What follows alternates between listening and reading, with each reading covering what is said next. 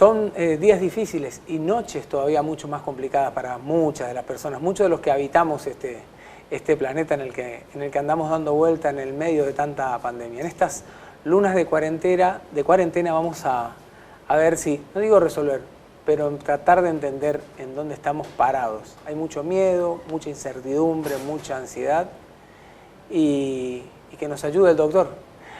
Doctor Gómez, muchísimas gracias. Gustavo, gracias por el tiempo y bienvenido a La Luna. ¿Cómo te va? Bueno, muy amable por eso de pedir la ayuda, digamos. No sé si seré merecedor de ese pedido, pero bueno, vamos a intentar conversar a ver qué podemos hacer. Hablando un poco desde la parte, desde la psiquiatría, desde acá arriba, sí. Es un tiempo en el que aquellos que necesitan ayudas no deben aflojar en eso y en tantas y tantas otras terapias que parece que hoy el coronavirus se llevó puesto a cualquier otra patología. Y ha ocurrido, de hecho, uno conversa con profesionales de la salud de distintas áreas y es como que la gente se olvidó de lo que tenía que estar haciendo, que era un problema a veces incluso mucho más grave, dejan de lado por miedos o vaya uno a saber por qué. Sí, a mí me parece que habría que verlo desde el punto de vista tuyo, digamos, del periodismo, del posicionamiento del marketing. Es decir, el coronavirus hizo un marketing espectacular. Tremendo, ¿no? Se apoderó del escenario y borró a todo, para que la gente entienda, digamos. Y eso hace que por una parte esté bueno, aparte yo digo que el coronavirus tiene algunas características muy precisas, que es una pandemia que tiene mucho contagio, pero poca letalidad. O sea, para hacerla corta, es bueno si se quiere, pero tenemos que tener los cuidados que ya sabemos. Los cuidados que ya sabemos son los que ya sabemos, son 5 cosas y hay que hacer las 5 cosas y se terminó el tema. Bueno, pero ¿qué pasa? Pasa esto, que produce una parálisis total. Es cierto, produce efectos de parálisis porque condiciona algunas cosas, la cuarentena, todo lo que vos quieras. Pero ahí venía lo que vos decías. ¿Qué pasa con mi salud? Con mi salud física, con mi salud orgánica, con mi salud bucal. ¿Qué pasa? A mí me parece que eso está muy comprometido y nos está ocurriendo que estamos en una pandemia o en una epidemia o en un peligro enorme con respecto a que puedan aparecer ese tipo de complicaciones que van a ser muchísimo más graves que el COVID. El marketing hizo que ese marketing del coronavirus así definido, digamos, pero la aparición de la pandemia hizo que olvidemos unas cuantas cosas por miedo principalmente, parece, ¿no? ¿El miedo de qué juega acá? Bueno, en ese sentido es bueno, el miedo, el marketing del coronavirus informa de la pandemia. Tiene una propagación a nivel mundial, como todos sabemos, y bueno, y despierta el miedo. Y por eso digo, ese miedo se instaló unidireccionalmente. Ahora tenemos que instalar, si querés, haciendo un juego de palabras o una utilización de palabras, el miedo a estas otras enfermedades, porque estas otras enfermedades ya estaban, o están, o van a estar.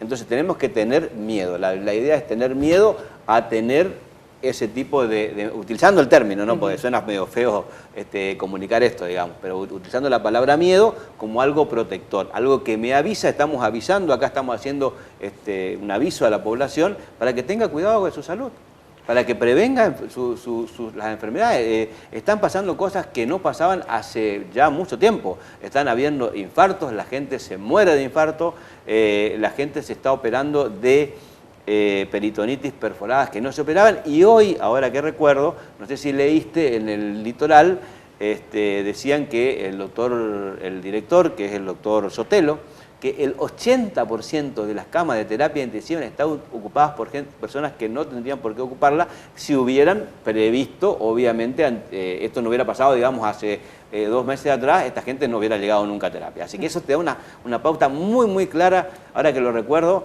de cómo están las cosas en relación a la salud. Gustavo, hace unas noches charlábamos de esta realidad y vos me decías que de alguna forma estamos todos metidos en una película de terror, pero que hay una diferencia.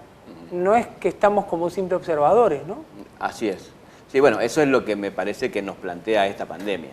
Que todas las otras pandemias, cuando escuchamos a los científicos, a los historiadores y a toda la historia, a todo el análisis que sirve mucho de estas pandemias, la gripe española, el H1N1, el ébola, todas esas cosas. Bueno, todo está lindo, pero no éramos protagonistas. Ahora somos protagonistas y ahí interactúa esto que vos decís, nuestras emociones, el miedo en ese sentido, el marketing que decíamos nosotros recién de cómo se instaló el coronavirus, pero las consecuencias que tiene el coronavirus, hablando de la salud. Y después tiene la otra consecuencia, que sabemos la gran disputa con el problema económico, que es una gran puja, digamos, entre lo que es lo científico por un lado, los economistas por el otro, y los mandatarios en el medio teniendo que decidir hacia una u otra medida.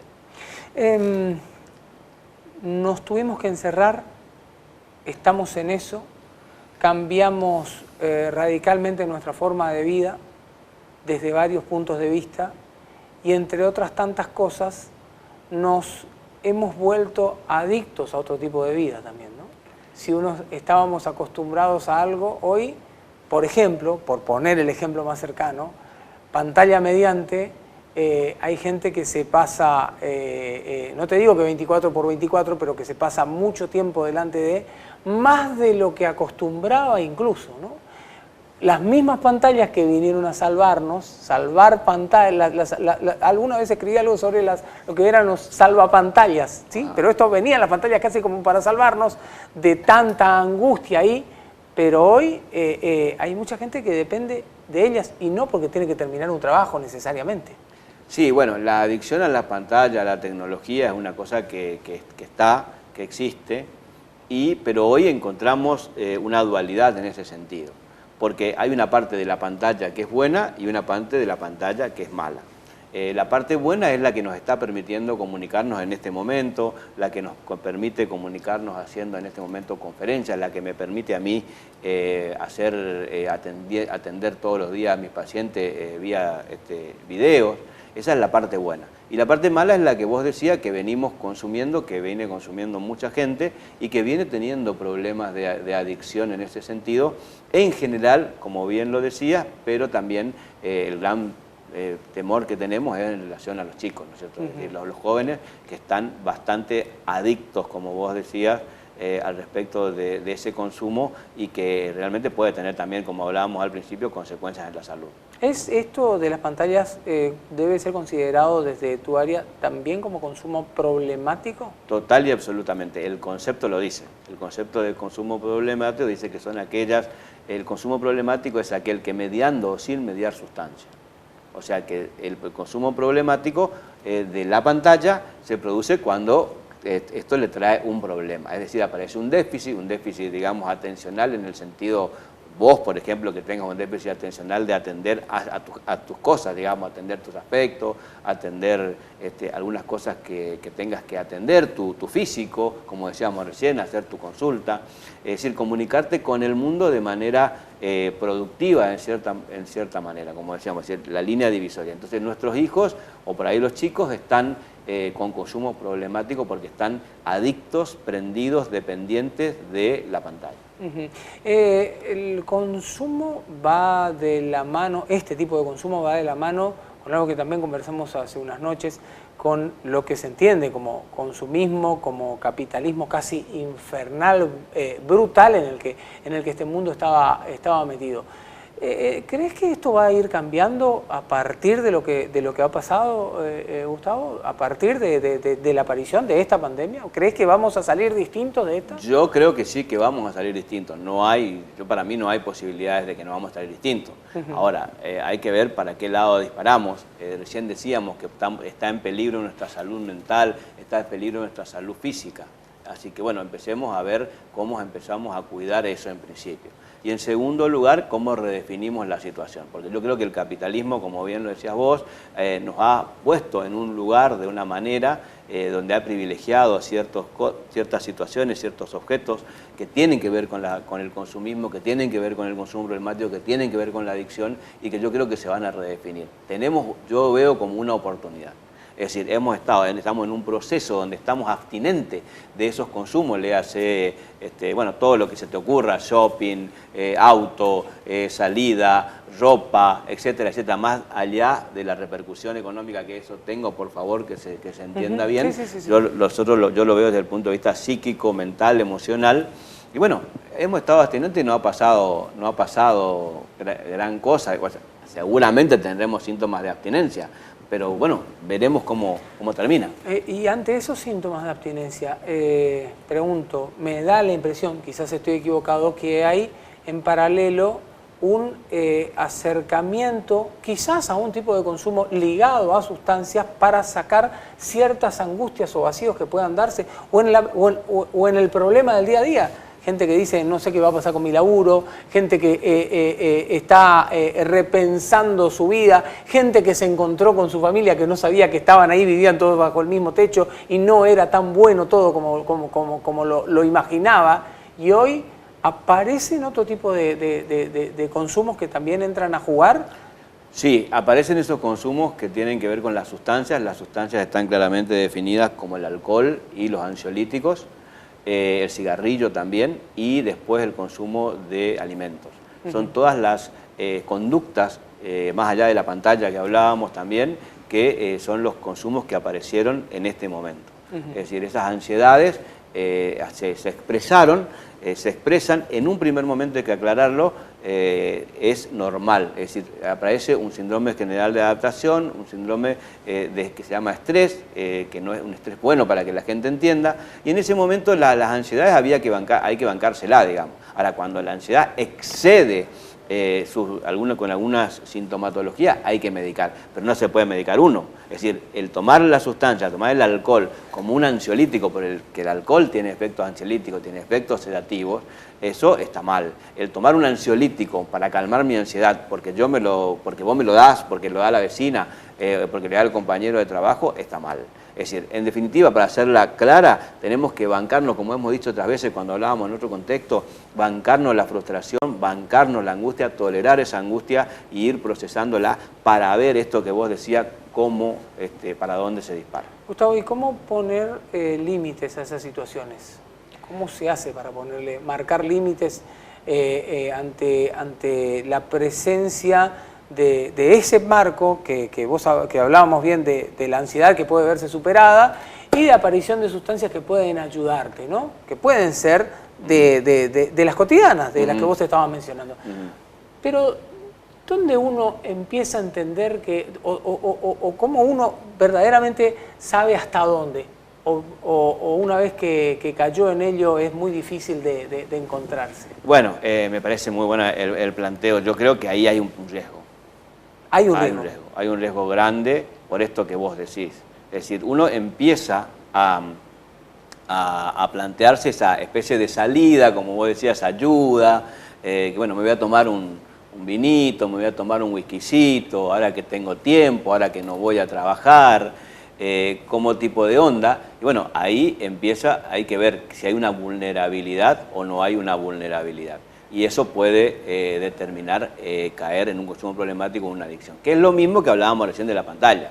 Es decir, nosotros también ahora en la pantalla, que vamos a estar necesitando esa pantalla y viendo, como yo te decía, la parte buena de la pantalla, tenemos que tener cuidado. Es decir, yo que estuve usando la pantalla toda la tarde, ahora tendría que llegar a mi casa y dejar la pantalla, y vos también, aunque vos por ahí a la noche seguís haciendo pantalla. Sí. Bueno, en tu caso, viste, vos trabajás de esto, qué sé yo, pero bueno, pero igual también tenés que tener límites. O sea, tenés que empezar a pensar en cuál es el límite para conectarte con tus emociones, con tus afectos y con tu cuerpo y con tu mente para cuidar tu salud. O sea que yo hago un apartado con esto para que conozcas algo de lo que me pasa en lo que hago en noche tras noche, que es que hago entrevistas a través de Instagram, pero yo tengo un compromiso noche tras noche que al final de cada entrevista siempre aparece mi hijo, que tiene apenas 8 años, que se suma, que está viendo cuánto le falta al padre, porque tenemos que jugar después, una horita.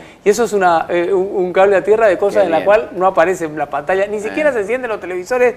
Es casi, te diría, que jugar como jugábamos antes cuando nosotros éramos chicos. Claro. Yo le enseñé cómo eran nuestros juegos y el tipo adaptó eso y dijo, bueno, nos vamos a dedicar 1 hora por día a esto. Bueno, eso da para otra cosa que alguna vez hemos hablado. Yo lo planteo eso como una inversión. Hablábamos del tiempo, o sea, eso que acabas de decir para mí es una inversión de tiempo y una apuesta a la salud mental de tu hijo, que lo va a sostener en cierta manera en la parte emocional por un lado. Y por el otro lado me imagino, hipotetizo esto, que te puede dar lugar a vos, a esto también que hablamos siempre, de que te va a dar lugar a que un día pongas límite. Es decir, che, flaco, esto no, esto sí, esto no, y ahí entraríamos a hablar algo que podemos dejar pendiente para otro día, el tema de los límites. Pero bueno, me parece genial eso que me decís. Y bueno, es lo que tendríamos que hacer. Es decir, esto nos plantea que nosotros tenemos que empezar, porque acá es cierto, se han borrado algunas cosas, es decir, se ha borrado el día, se ha borrado el domingo, recién yo hablaba con un paciente y entonces me dice, este es el fin de semana largo. Y el fin de semana largo, ¿viste? Fíjate qué interesante es la redefinición, ¿no? Porque antes cuando te decían fin de semana largo, vos empezabas como a conjeturar cosas, a decir, qué bueno, voy a hacer esto, voy a salir, y ahora... No, es que es una realidad, uno no tiene idea, como perdimos la noción en todo esto también, ¿no? Es una cosa sorprendente. Me quedo con algo que mencionabas cuando hablabas de este proceso por el que uno pasa hacia esas adicciones que tienen que ver más con lo cotidiano. Pregunto, ¿es similar a lo que ocurre, no digo que las circunstancias que lo lleven, ¿no? Pero es similar a lo que ocurre con otro tipo de adicciones en otro tipo de circunstancias? ¿Pasa por etapas como esas una persona que empieza como diciendo, si yo puedo tener el control de esto y llegada la hora de la verdad, necesita ayuda? Sí, pasa, o sea, va pasando etapas, lo que no son tan visibles. Claro. Es decir, las personas empiezan a consumir la pantalla, la conducta o la sustancia pensando que se va a interactuar como vos decías, me voy a tomar algo para que me ayude. Es decir, uno ve, digamos, a la sustancia o a la conducta como ayuda. Y realmente después se transforma en un enemigo. Entonces van pasando esas etapas y esas etapas son imperceptibles. Ahí un poco viene esto de que estamos haciendo en este momento, psicoeducando a la gente, es decir, tengamos cuidado, tengamos límites, veamos este peligro que vos estás señalando. Y bueno, y que ya hay evidencias claras de que uno se vuelve adicto a esta situación y las consecuencias que ello tiene. Hay muchas formas de caer en este tipo de adicciones. Hay caminos de salida, ¿no? De hecho, hay un equipo, vos, junto al equipo de profesionales, trabaja y mucho en esto, ¿no? De encontrar maneras fórmulas de salida real. Pero hay algo que te pregunté, quiero que me contestes esto que te acabo de decir, y también si alcanza con la ayuda profesional o del otro lado los que estamos en casa, acompañando a la persona que está atravesando un momento que más bien fulero, ¿qué debe hacer? ¿Acompañar a los profesionales, dejar todo en manos de...? Sí, bueno, sí, hay salida, pero esto tampoco hay que aclararlo, no es un eslogan, digamos, que es decir, se puede. No, eso es un eslogan. Es decir, hay salida, como hay salida para todos, como esto que estamos diciendo de la pandemia, hay salida. El tema es que tenemos que tener un concepto y tenemos que tener una definición y tenemos que tener una estrategia que esté probada, digamos. Nosotros en ese sentido, en el trabajo terapéutico, tenemos cosas que están probadas, la mayoría tiene que ver con lo que no se hace. Es decir, cómo hacerlo lo vamos construyendo con cada persona. Pero, bueno, sí hay cosas que no se hacen, la tenemos re clara, que no hacen bien. Un poco algunas cosas las decíamos acá, hay que instalar el límite. El límite es cuidado, el límite no es castigo. Y después no hay salida unilateral. Es decir, no hay un equipo o no hay un médico mágico, no hay psiquiatras, psicólogos mágicos, hay un equipo. Nosotros definimos en ese sentido el equipo, en un primer sentido el equipo terapéutico que tenemos, que está formado por profesionales, pero después definimos el equipo que está incluido, el sujeto con sus acompañantes. Esa es la definición que nosotros tenemos y ese es el trabajo que proponemos. A partir de ahí es un trabajo uno a uno, un trabajo a medida de cada situación, donde empezamos a ver lo particular de cada sujeto. Prometeme que otra noche de luna hablamos de límites y de caminos, de este camino, ¿sí? Muy bien, te prometo, con mucho gusto, un placer. Muchísimas gracias, ¿eh? Que tengas una excelente noche. Igualmente.